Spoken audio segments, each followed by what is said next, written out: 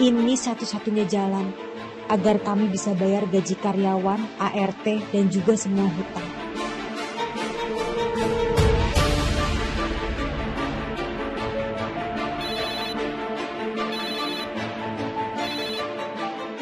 Halo, Mas.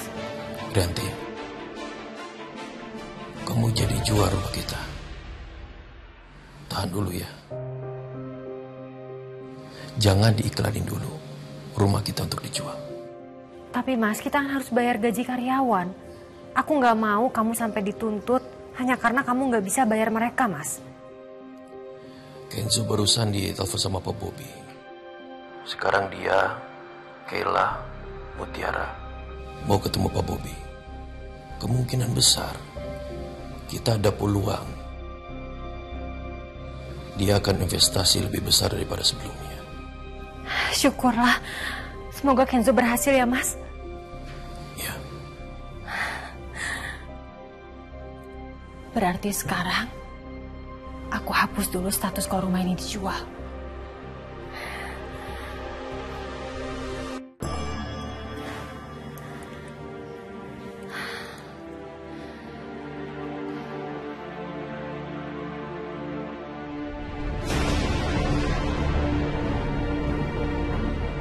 Mutiara.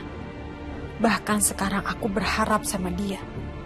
Walau Mutiara anak Widuri, kalau dia bisa selamatkan keluarga ini, aku rela kasih uang sebanyak apapun yang dia minta.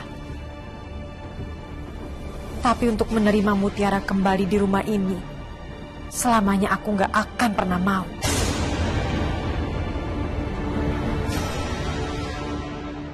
Grafik ini, margin meningkat sebesar 12,4% dari tahun ke tahun, Pak. Dan dengan model partnership yang kami kirimkan pada perusahaan Pak Bobby akan mendapatkan keuntungan sebesar 25% dari laba bersih, Pak. Bukan omset, tapi keuntungan bersih dari semua biaya operasional. Dan dengan model distribusi yang kami kirimkan kepada Pak Bobby secara fleksibel, ada potensi keuntungan naik 2 kali lipat dari tahun ke tahun, Pak. Dan kami juga punya data tren konsumsi seafood, Pak, yang naik 14% per tahunnya. Artinya demandnya tumbuh, supply-nya tetap stabil dan berkualitas, tapi tetap terbatas. Dan itu adalah celah pasar yang kami isi.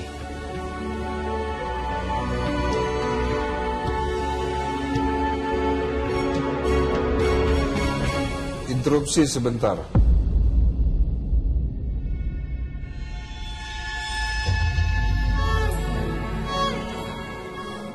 Mutiara, kenapa kamu melihat Kenzo seperti itu ya?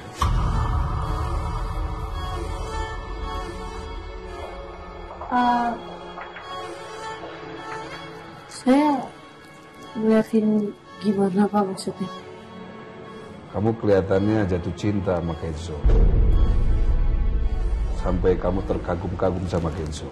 Sekian lama ku denganmu merangkai kisah indah, tak pernah terbayang jika kau pergi tinggalkanku. Bukan Pak, karena saya ngelihat Mas Kenzo ngepresentasiin data-datanya, menurut saya itu sangat rinci, terus juga keren aja gitu. Karena kayaknya Mas Kenzo emang ngerti sama apa yang diomongin. Oke, kalau kamu fokus, saya akan tes. Coba jelasin apa yang Kenzo jelasin dengan bahasa kamu.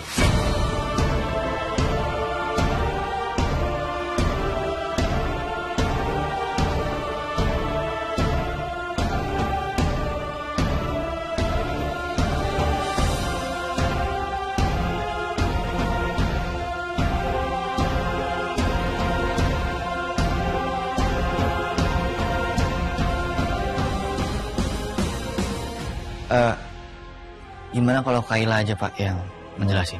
Kayla itu terlalu teknis bahasanya, saya nggak mau mikir berat. Saya pengen versi yang lebih sederhana, biar Mutiara yang menjelaskan. Udah, kamu kasih kepercayaan buat Mutiara. Saya izin permisi sebentar Pak, pengen ke toilet.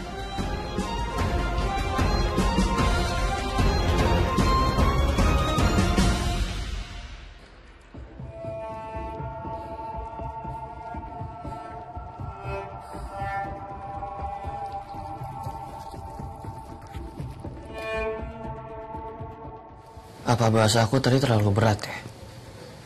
Atau Pak Bobi emang gak anggap aku?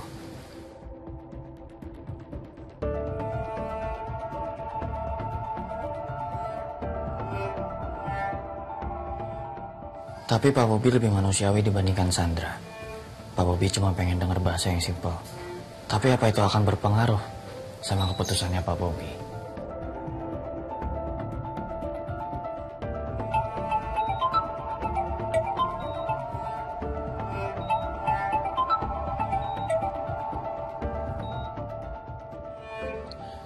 Bagaimana? Sudah ada keputusan dari Pak Bobi? Belum, Pak. Sekarang Kenzo lagi meeting sama Pak Bobi. Tapi di tengah-tengah meetingnya Kenzo, Pak Bobi pengennya Mutiara yang jelasin pakai kata-katanya dia sendiri. Padahal Kenzo udah ngejelasin pakai kata-kata yang mudah loh, Pak. Fleksibel. Yang bisa dimengerti sama semua orang. Tapi entah kenapa kayaknya Pak Bobi itu nggak nganggap Kenzo. Kenzo, coba dengerin Papa. Di dalam dunia kerja itu, kita itu harus nurunin ego. Tidak semua itu menerima dengan angka dan teori. Apalagi investor. Bagaimana kita bisa mengikuti mereka? Bagaimana kita bisa mendeliver apa yang mereka mau? Kalau kita tidak bisa, kita pasti akan mundur, baper. Satu hal yang harus kamu tahu, Kenzo. Klien itu sebenarnya mengetes kita. Bukan soal presentasi, tapi soal sikap. Apakah kita bisa keluar dari zona nyaman? Apakah kita fleksibel? Apa cukup sabar? Jadi menurut Papa, Kenzo itu lagi diuji, Pak? Iya, nak. Ujian seberapa besar kesungguhan kamu. Tapi kamu harus percaya sama Mutiara. Kalau Papa lihat, dia punya cara sendiri untuk menyelesaikan masalah. Dan pasti berhasil. Ya udah. Kenzo bakal percaya sama omongan Papa. Nanti Kenzo bakal percaya sama Mutiara juga buat dia yang presentasi. Iya, Kenzo. Itu baru anak Papa. Anak kebanggaan Papa. Pasti kamu bisa. Ya, nak. Papa doakan kamu berhasil.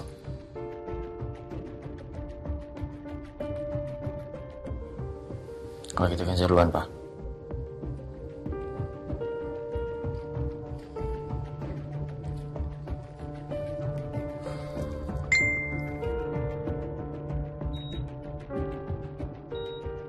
Pak, aku ke kampus bentar ya. Nanti balik lagi ke rumah sakit. Oke, Papa juga udah agak mendingan.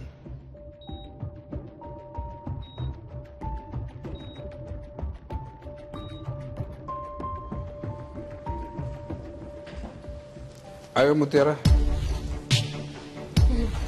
Kayla, nantiin proyektor sama laptopnya.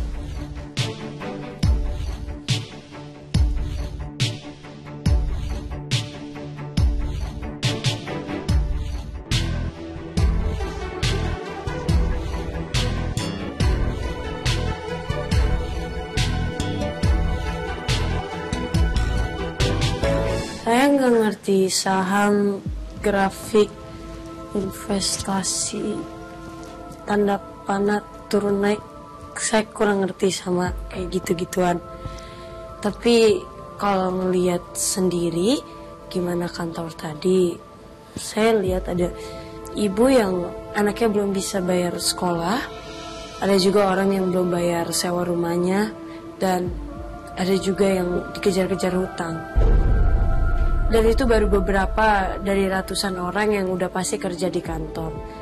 Dan saya yakin kalau Pak Bobi atau Pak Ali berinvestasi dengan jumlah yang besar, akan banyak orang yang terbantu. Banyak kepala keluarga yang bisa bertahan, dan sudah pasti pada kerja dengan porsinya sendiri dengan semangat. Dan mungkin bisa menguntungkan juga untuk perusahaan Pak Bobi dan perusahaannya Mas Kenzo. Saya yakin ini juga bisa jadi ladang pahala untuk Pak Bobi sekeluarga.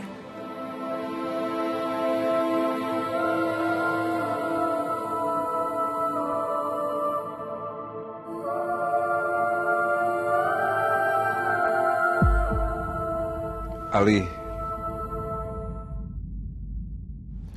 berikan investasi yang dia mau.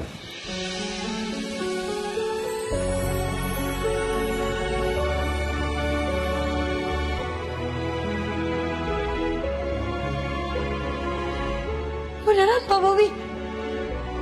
Ya, alhamdulillah. Wah, Pak Bobi, makasih banyak ya Pak. Pak Bobi, makasih Pak. Makasih Pak, makasih.